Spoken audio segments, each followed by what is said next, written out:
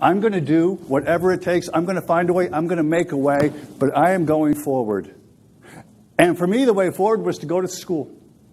So I applied to every school that would ever think about taking me in. And it was a small junior college in Virginia, middle of nowhere. And I went. In a year, I transferred to Purdue, and I got my master's after that at Penn State. And then I thought the world owed me a living. I had no money. It did, didn't it? Come on. It owed me a living. Now, I still have trouble with ties. I didn't have any ties. I didn't have a suit. I didn't have a car. And I didn't want to go into the job that they told me I was best qualified for. You know what they told me I was qualified for? You're not going to believe this. Sales. I said, I went to school to be a manager. I didn't go to school to be a salesperson. I don't want to be a salesperson. I had this gut feel when someone mentioned the word sales that someone was coming to my table at night when my parents were eating and interrupting my dinner.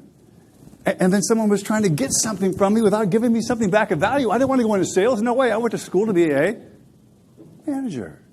So my brother, very tight family. My brother was GQ. He's perfect. He looked great. He dressed great. He had a great job. He was the perfect kid. I was the rebel, still at heart, always a rebel. And he was the conformist. So he said, come with me, stay with me, because you have no money, and figure out what you want to do.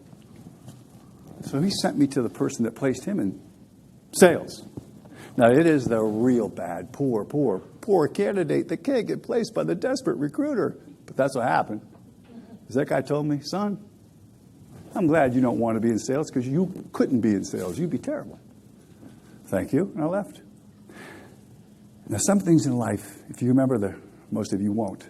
The yellow pages, some things in life you remember. And I remember flipping through those pages, and I got all the way to S before someone would answer my call. And it was Snelling and Snelling, and they answered it. And it was a woman. I still remember her name.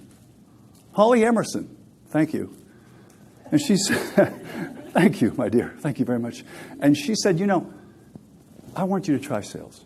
And I said, and she said, listen to me. It's insurance.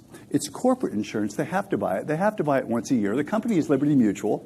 You've got to try it. I didn't want it. I didn't want it. Have you ever wanted or not wanted something and you got it? There were 62 applicants for a job, and I would have my brother tie that tie into a cinch. My mother gave me a light brown corduroy suit. It was wrinkled. Yes, I wore it every day, and I had no car. So I said, Mom, I got no car. She said, okay, I've got an oxidized brown station wagon, no hubcaps, AM radio only, in the driveway. Do you want it? Yes, have to have it.